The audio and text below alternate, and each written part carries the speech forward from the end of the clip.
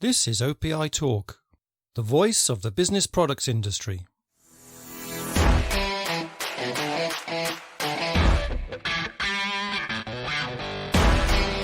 Hello and welcome to this episode of OPI Talk. I'm your host, Andy Braithwaite, and my guest today is Robert Baldrey, a well-known and highly respected leader in the business products industry.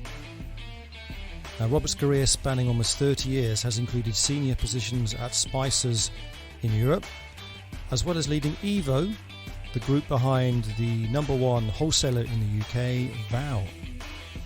I caught up with Robert via Zoom to ask him what he made of recent developments in the OP wholesaling channel, and in particular the sad demise of Spices in the UK and the recent acquisition of S.P. Richards in the US. Hi Robert, good to see you. Thank you for joining us on this OPI Talk podcast. How are you doing?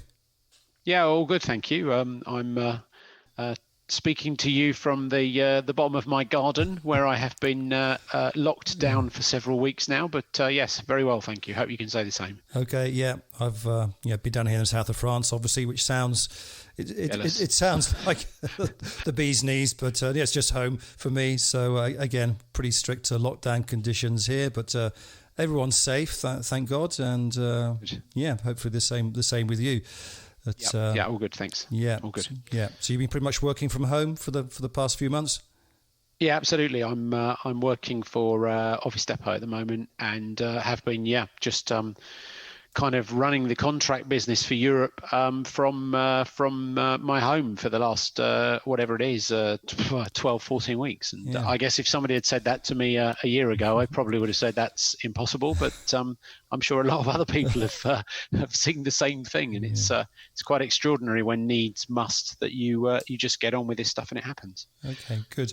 I guess a couple of the bigger stories over the past few months, certainly last week in the States, and then a couple of months ago in the UK, have been about the wholesale channel, and obviously that is an area of the business that you know very well.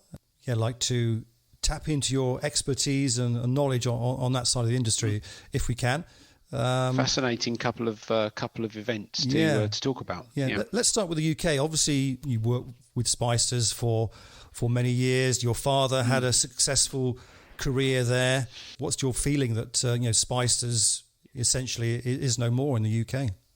I was, I think, a number of people kind of contacted me via various channels, and I felt the same. I was actually quite emotional about the demise of the Spices name, and that was a bit of, was it a surprise? I suppose we can come on and talk about that. But in terms of the actual event and it happening, it was a sad day. I've worked, trying to work it out now, 7 years in the UK, 6 years in France, and then another 8. So I don't know, 20 over 20 years for that organisation in various guises, and with Bill Armstrong, I think we built that up to quite a large business before the Advio kind of event. But yes, it was very sad to see that go, and it's not necessarily a surprise, I suppose, but a number of people were quite sad, I think. Yeah. You talked about it not being a surprise. To what extent do you think the writing was on the wall, especially with downturn in business that had been brought on about by COVID? Yeah, I think what we've seen with COVID is to my mind anyway, and I've not even just within our industry, it's been an accelerating factor on some underlying factors that were already there, really, I suppose. Yeah. And if I sort of look at the kind of businesses you look at some of the businesses in retail that have failed, and you think, well, actually, those guys were in trouble before, but take away business and create a global pandemic as you've got now, and it just puts people on an accelerating path. So I can well imagine that something that was difficult and challenging within the spot kind of empire became insurmountable as a result of the pandemic. I would only assume from the outside anyway. What did you make of the actual transaction when obviously Spices was let go, Office Team got sold off? Did that make sense? Well, I think it was kind of interesting. I was absolutely blindsided by the Paragon acquisition of Office Team. Wasn't expecting that at all, and it's kind of interesting that we have, in terms of parallels, we've sort of seen actors from adjacent categories and industries kind of coming into what we would have viewed as the traditional space. If you think about Rajapak Rajapak making the acquisition of the Staples France, Italy and Spain entities last year, I think not many people would have seen that one coming either. And I think Paragon was sort of similarly surprising. I think it makes a lot of sense for them when I think about it. From what I read about Paragon, they've been quite acquisitive over the years. You can well see how making that acquisition gives them access to a whole bunch of captive customers who may well be interested in a bigger print opportunity, and conversely, using Office Team to kind of sell to the Paragon base makes sense as well. So I think it makes a lot of sense for them. As far as Spicer's kind of disappearing goes, I think I was a little surprised that nobody kind of came out of the woodwork. Any of the old farts, like I suppose you'd even say me, really, but nobody kind of came out of the woodwork saying, "I'll take this on." And I think that's perhaps a reflection of certainly as I see it, the dealer community now compared to where it was before. There's been a pretty huge amount of consolidation in the dealer community now, and I think you don't have the sheer number of dealers that you had way back when I was first wholesaling, which was into the I'm trying to remember, but there was probably a day where there were 2, maybe even 3,000 dealers, and I'm sure that's we'd have to ask Martin Wild, but it's probably, I don't know, Andy, what is it, a sub 1,000 now? I would have thought in the UK, and continues to consolidate. And if you look at how Complete, for example, have consolidated that base, and you've seen Hearts, and you've seen Irongate, and you've seen Bluefish and Office Gold, and all of those guys were their own entities, maybe buying in groups here and there, but they were all their own businesses, and that's all now come together. So I think perhaps there's a bit of thought there from any prospective acquirer that the ability to avoid concentration, if you like, in your largest customers is probably not there anymore. And I think the other piece that's always been true in the wholesaling business for as long as I was in it anyway is that you saw your bigger customers get bigger and bigger and bigger, but there were always new entrants, and I just don't know if we're seeing that in dealer world anymore. I think if there ever were new entrants now, they're probably looking at e-business, and and even there, challenging place to go and start in a as a broad range kind of reseller in e-business. So I suppose it's sort of understandable. I think it creates a very interesting situation now in the UK in as far as wholesaling goes. Yeah, I was going to ask you about that in terms of the balance of power. Obviously, you've got Vow now as the number one wholesaler into that dealer channel. By a long way, because obviously they are, if you look at the fact that they're, I guess now they supply Complete and, to my understanding, your office are now with Vow. If you take just those two together, you've got the thick end of 200 million end user sales out. So, they are by far the biggest. However big you want to think that Exertis will get. Yeah. If you were a dealer, would you be concerned that they have such a dominant position? I I think there's, if I had to, and I'm only speaking from assumption or knowledge of the market here, not really specific conversations that I've had, but I would think if there's concern anywhere, it would probably be more at the vendor end of things, than perhaps the dealer end of things. I think the dealers are primarily concerned now with being able to get their products to the end users, in a cost-effective way. I suppose if they sat and thought about it for a while, they would perhaps say, well, is it healthy to just have one very big, very strong wholesaler? We've only got that way to go now. But by the same token, I don't know. Keep harping on about Complete, but if you look at the size of that business, to what extent do they use, I don't know if it's complete drop ship from Vow or not there, or if they've built their own. I think they were building their own logistics services, so some of them will be relaxed, but I would think the vendors for this particular channel, the vendors might be a little bit more concerned that there's that power now in one place. Obviously, many of whom got their fingers very severely burned in the Spices and Office Team fallout. Absolutely.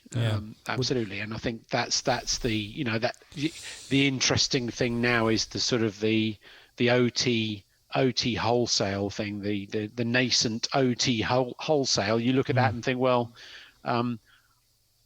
there's a bit of having your cake and eating it there, which is, if I look at it as a sort of classic PE move that, we'll let Spices go with all those, presumably with some write-offs of whatever debt, liabilities, etc. And then we can do this again. And I would be very surprised if the vendor community are sort of rushing to kind of open new credit lines when a number of them have effectively kind of presumably lost considerable amounts of money as a result. Yeah. So what do you think of the move of them grabbing that 5-star brand? Was that good business sense that they did that? Yeah, so I think that is good business sense. For no other reason. I mean, I think nowadays when you look at even if that 5-star brand, I don't know what the cost of that was, but that if somebody else had picked that up, you could happily trade that on Amazon as a well-known brand, and I presume get quite a lot of volume as a result. So I would have thought that's a well-known brand in the marketplace. You see it often enough on The Apprentice or whatever on TV, and it's I still am a stationery nerd, so you still sort of play spot the brand when you're watching an Office on the BBC or an ITV series or something, and 5-star's quite well known. So made sense to me.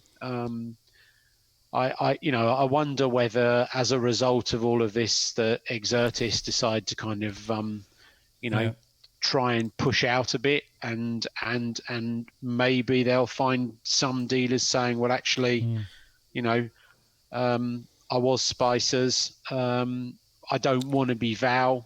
I can remember back to my Vow days. There are certain dealers who've been Spices forever, and they probably never want to go to Vow. So and might go to the alternative. Yeah, and we had those two in particular dealer groups who were very closely aligned to Spices.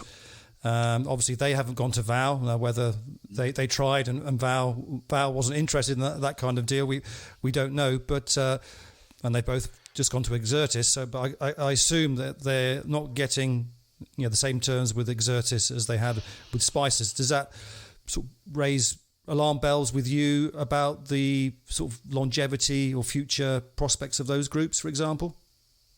Well, I think we've been talking at OPI conferences for years, haven't we, about the sort of superposition, or I don't know what the right word is, but the the number of costs that we've got layered in here, and should dealer groups exist, and I suppose dealer groups really exist because the dealers don't in my view anyway, don't 100% trust their wholesaler, and they like to group together and have a sort of common front when it comes to discussing things with their wholesaler. So I think it's more about whether the dealers see value in those groups than anything else, and as long as there are enough of them, back to my previous point, I think there's a point there about this sort of concentration in a smaller number of larger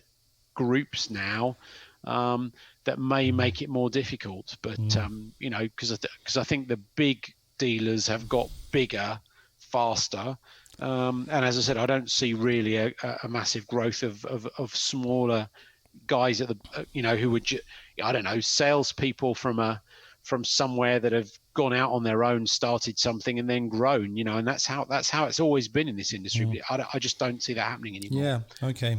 Quickly, just while we were speaking, I have looked up how much they paid for the 5-star brand, and it was £50,000, which doesn't sound a huge amount. Well, to my mind, I would have said, if you sort of said to me, go and write me a business plan for that, I pay your 50 grand for 5-star, find yourself your manufacturers in the Far East or with the vendors who've got it at the moment, and then basically trade it on Amazon, and I would have thought that Amazon would be very interested, because their algorithms look for popular brands, and that, they can't get it from anywhere else. So I would have thought that was that was a pretty good deal. Yeah, yeah. And overall, wish I'd known about it. Could have gone halves, Andy. Well, yeah, maybe not quite. But when you look at the I'm not sure how familiar you are with the transaction overall, but £2 million for the whole all those assets they acquired. £100,000 for Zen Office, which Spices or Spot paid $5 million for a couple of years prior to that. And then this deal where if they, for the collectibles that are owed to Spices and Office team, that they can more than make their money back anyway on that side of the business. So when you sort of add and subtract those, they're actually potentially making a profit on the deal. Does that, for you? Obviously, you've got M&A experience. Was that a normal kind of deal, or do they in a distressed situation? It's sort of, I would say, fairly typical of the kind of deals that get struck. I would have said that probably they weren't in a particularly strong position at the time that it all went, and it's a question of getting it away to somebody. So I would say not atypical of the kind of things I've seen in the past. And as I said, if you think about the sort of interest for a Paragon, I would have thought it's a pretty nice deal to have done. With some interesting opportunity. Yeah, you said you were surprised that perhaps other people didn't come out of the woodwork or showed an interest. What if you were a betting man, who would you have put money on to have come and collected, or to come in and have taken over that? Possibly. I mean, we were talking about a split of the business anyway. Perhaps someone coming in and buying off his team, an existing player, and perhaps another separate deal for Spices. Is that what you were? Yeah, absolutely. I mean, I think the one deal, and I suppose I speak with experience. I've got form on this, but the one logical deal that never got done, which probably would have made a lot of sense, is the merger of Evo and Spot to make Spotivo, or Evo Spot, which sounds like a glue.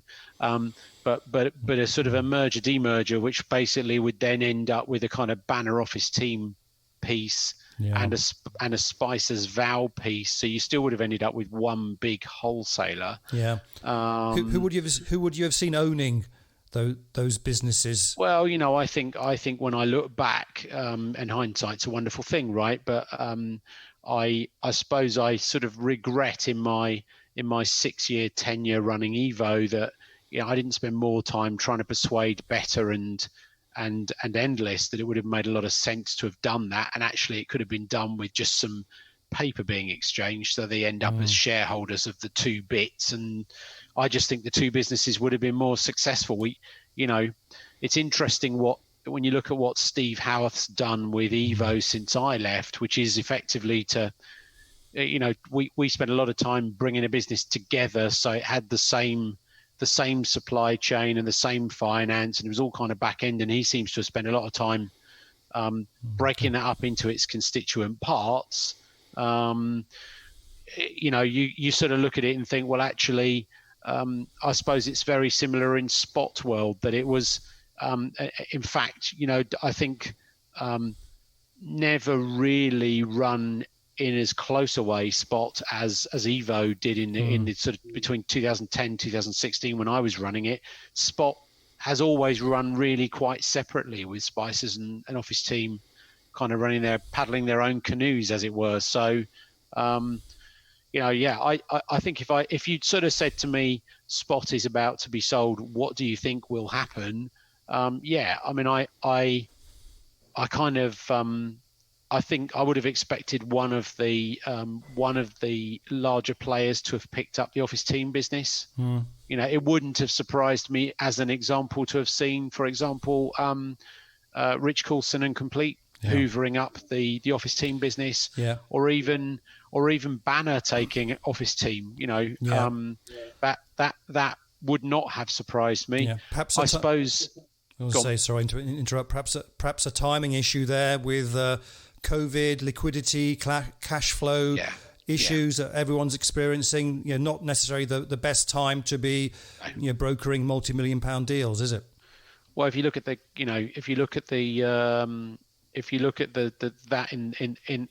in the wide, then invoice discounting as a way of financing your business is fantastic as long as you're growing. And the one thing that the pandemic has done is, people are saying sort of minus whatever it is. I mean, at its peak, probably 75% reduction in sales. That's going to create a big hole in your cash flow. So I'd agree. There's probably some timing there, and it's probably just wasn't the moment for people to do that. So I mean, but time will tell. But I think it's another one of those kind of big structural changes that we've been talking about for a long time, which has probably been accelerated by this pandemic. Sure. I suppose we're talking about the death of wholesaling for as long as I've been in wholesaling, and it's always been, if you've got strong wholesalers, you've got strong dealers, it'll carry on. But I do think there's something different happening now. Okay, so with that in mind, would you not expect to see another entity or someone else come in and try and take on that previous Spices business? That there just isn't that kind of end user or dealer demand out there to support that? I sort of look at where we are now, and I think, if you want a full service wholesaler, then Vow are extremely capable. They've got the wherewithal to do the all of the kind of the marketing services that you want. They've got the kind of the logistics and with the True Line business, they've got the way to deliver to the end user. So that, if you want full service, it's there. If you want product, but you don't necessarily want that, you've got Exertis. So I think at the moment, I would struggle to see with a smaller number of dealers whether they, I'm not convinced that there's space now for a resurgent Spices. Sad though that makes me. Yeah. Okay, and then obviously this brings an end to the chapter of Spices and Adveo and that former dominant business almost in the UK and in Europe as that pan-European wholesaler. So it's a sad end to all that, isn't it? I mean, when I think back to, I think probably 2008 when I left Spices Europe, I've been CFO of that business for about 6-7 years. I think the last year we were there, we turned over 750 million pounds. And I think more importantly, more than half of that was outside the UK. So, Yes, I agree. It is quite extraordinary to think that that is, a little more, not just only a little bit more than 10 years ago, um, and scattered to the wind now, really, with Advio only trading in Spain, Italy bankrupt, right? And the other businesses sold to Santon. Yeah. With the benefit of hindsight, is what if anything could have saved those businesses? Oh, I have a very strong view about what went wrong.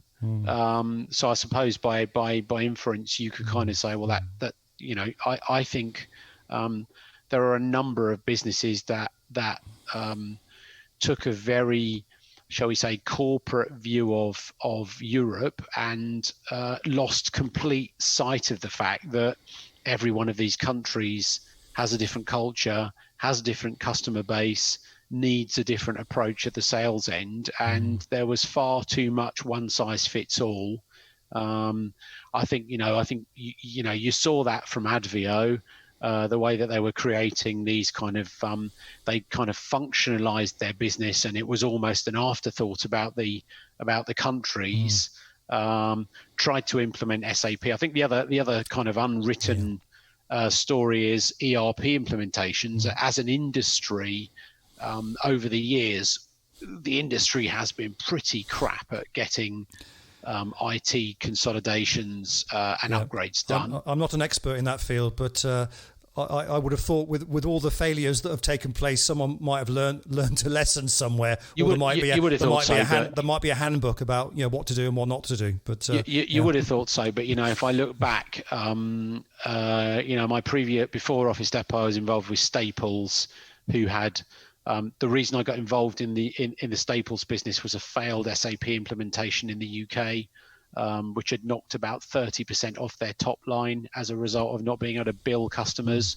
I myself in Evo had spent a huge amount of money trying to put Microsoft AX into the business, and we pulled the plug in the end. Couldn't make it work. And Advio, same thing, right? The SAP implementation was a disaster in Spain and really sort of started things for them. So I think it's when I think back, I think and this might be rose-tinted glasses, but the best we ever had for Spicers was when we let the managing directors of those countries run local businesses. So, in its day, and I set that business up, Spicers Italy, run by a number of excellent individuals over the years, but, Fab Pistoni at the end of it, running it. Basically, the Italian customers saw it as an Italian business, and it may have been owned by a UK head office, but do you know what? It was Italian, and we only centralized things that made sense to centralize, and it wasn't this sort of slavish, we can take cost out by, I don't know, offshoring the customer service to wherever, and then finding that customers got very upset, and actually they really want to speak to an Italian person, not someone who speaks Italian in an offshore. So I think there's been if I look at that, I can see Advio.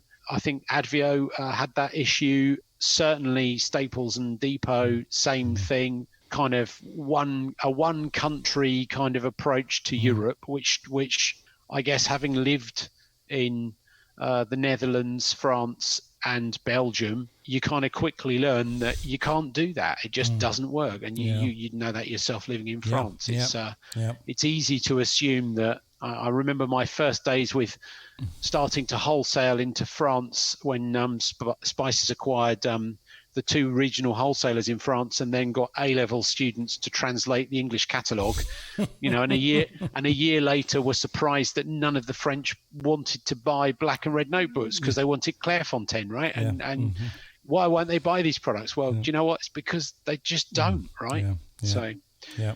Okay, good. Let's change tack. The big piece of news that we had in the past week was SP Richards in the US being acquired against all expectations, probably to the general surprise of many, apart from the select few that were in the know. It's Mike Maggio and Yancey Jones to kind of like independent dealer channel veterans who the majority shareholders of that. What did you make of that transaction? Well, I thought that was a fascinating outcome. I mean, I think it's been sort of a really kind of interesting kind of time for the whole thing with the. If you think back at the various attempts that we've had at mergers over the years in the US with kind of Staples and Depot, and that not going through with the FTC, and then you had the SPR Ascendant thing going on, and then Staples step in and snatch Ascendant. So I suppose again, if you'd sort of said, well, what would you think might happen? You kind of look at it and think, well, okay, let's just be logical here. Depot are probably going to buy SPR, right? I think it's a really interesting and very positive outcome for the independent dealer channel over there. I suppose if we'd had a bit more time and we go back to what we were just discussing for the UK, would that have been an option for the independent dealers in the UK? Probably. Yeah. And interestingly, it wasn't. Well, it was probably a few years ago, but another industry veteran, Mr. Wotherspoon, I remember mentioning to me, Ron Wotherspoon, hey, I know what we should do. I think the dealers should let's raise some capital and the dealers can own the wholesaler. Well, if you sort of think about the logic of it, it makes a huge amount of sense. And I think that it's that, that you'll drive loyalty there. So in terms of the eternal kind of thing about, is the independent dealer going to go direct to the vendor or buy from the wholesaler? Well, if you're kind of owned and run by independent dealers, then there's the loyalty piece, and there's an innate understanding of what it is that you need from your wholesaler. So I think all credit to Yancey and Mike on this, and if they get it right, I think it could be extremely successful. Sure. Yeah. Just to be clear, I mean that it's not being pitched as an acquisition by the independent dealer channel. No, I know. In any means. Those two individuals, right? Yeah. Perhaps that's some of the differences between why they were able to do that there, and something similar didn't happen with Spicer's. The fact that SP, I think 50% of its sales are not with dealers; they're with other channels. Notably Office Depot in the US and Amazon. I think they're two biggest customers. And that was actually a business that was doing quite well, still making some money, and perhaps not in the financial straits that Spicer's was in under Better Capital's ownership. No, I mean, I think if you look at the 18 months that SPR have had, with the fire as well, and the way they came through that, and the way it seemed to me that Rick and the team there at SPR had managed that situation brilliantly and came out the other side of that. So it's just great. I've known the guys at SPR for a long time, and it's great to see that land in what looks to me like a very positive place and a great home for that business. Yeah. Okay. Good stuff. And I think I probably would have been slightly more nervous if it had been a sort of another private equity player that had come in. But I think probably private equity has kind of done with our industry now, right? Well, it's probably gone somewhere else now. I'll remind you that you said that perhaps when the next deal deal is made. Yeah, when the next deal comes through, we'll see what happens. That might come back to haunt you, but they usually do. We've just had these two big deals in the wholesale channel. Where would you expect to see the next move made? Well, I think we're in an interesting place just generally as an industry now. As I think for as long as I've been involved in the industry, there have been sort of a couple of truisms that the cycle has always been based on GDP and employment, and if I look at all the stats coming now about where we're going to be in the next kind of year. Both of those are going to be moving against us everywhere. So, and I think for the first time, that's going to be overlaid by this kind of new normal. It's a horrible phrase, but you know what I mean. It's the fact that I think there's going to be some really big changes in terms of the way people work, where they work, and therefore how they consume. And I think that can only, for me, accelerate the further stress on what I would call the traditional the traditional channel, the sort of the contract players, because I think there'll just be less of that stuff consumed in bulk in offices, and it's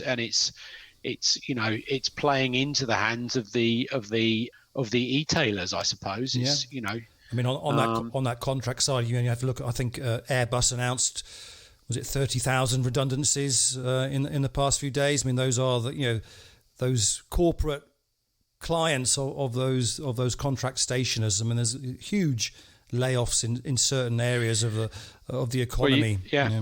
So that's that's the kind of the employment piece, and then you've got if I look at sort of I've seen a couple of the large banks, ABN AMRO in the Netherlands recently, Lloyd's more recently in the UK, both saying, we're gonna critically review our estate and of offices and kind of figure out how many of these we need. There's I read yesterday of some stockbrokers that have now managed to set up their equity traders at home.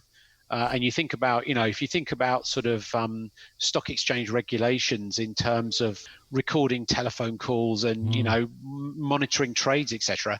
It was in the Times yesterday that the one of the managing partners of one of these businesses was saying, I would never have believed that we could set this up and it would run. And these guys are now trading at home. So I think I saw a report. I unfortunately didn't join it, but the Boss conference recently in the UK, where there was a speaker talking about the future of work and work being more now like a sort of a church. I think probably you'll find that people are going to look at what we used to do, which was get in a car, drive somewhere, unfold a laptop, and do some email. And then fold up your laptop and drive home again as being a bit kind of odd. And I think we probably now will get to a point where, we can do all this stuff at home, but we probably do need to be in the same room. You yourselves recently had I saw the survey from OPI about the OPI, the forum. And I think Janet Bell was sort of saying, can we run the forum on Teams? And I think there was a sort of a fairly strong feeling that that's never going to work. That's what you need. You need that face-to-face collaboration. You need that water cooler moment where you bump into so-and-so and just say, I just need to talk to you about this. So I don't think it's going to completely kill the office, but I think it will have a strong impact. And I think we'll have much more little and often home office type consumption of a lot of these products than we've ever had before. Sure. So, and I'm sure we could do a whole podcast about that subject at some stage, and I'm sure we will. But it's but certainly, as you said, I must say, in inverted commas, interesting times, but certainly very, very challenging for certain sectors. I don't think we've by any means seen the end of kind of fairly major changes in our industry. It's ongoing, and I think we've seen the sort of the early ones who were probably the nearest to the end of the plank as this started. But as I said, I don't think, as I look at the summer starting to unfold, and then kind of the I can't even say it though, back to work in September, whatever that means, back to school, whatever that means, I just can't see the market coming back to anything like what it was before. And I think that will have an effect, and it will unwind. Some companies will crawl on for a while, but I think it will definitely have an effect. And there are things like state support. If you think about the furlough schemes in the UK, as they're gradually withdrawn, people are going to have to make some tough choices. Right. Okay. Certainly it gives us plenty to write about at OPI. Yeah, absolutely. That's for sure. Okay. Right. Well, listen, Robert, I really appreciate your time, and it was great talking to you, and very useful insights, and take care, and hope to see you in the flesh before too long. Absolutely. We might have a bit of shake hands. Thanks, Andy. Okay, really cheers. Enjoyed it. Thank you very much. Thanks for your time. Cheers. Thank you for listening to OPI Talk. Find us at opi.net for all the latest news and analysis from the business products world. You can download our app from the App Store or Google Play. Just search for OPI Magazine.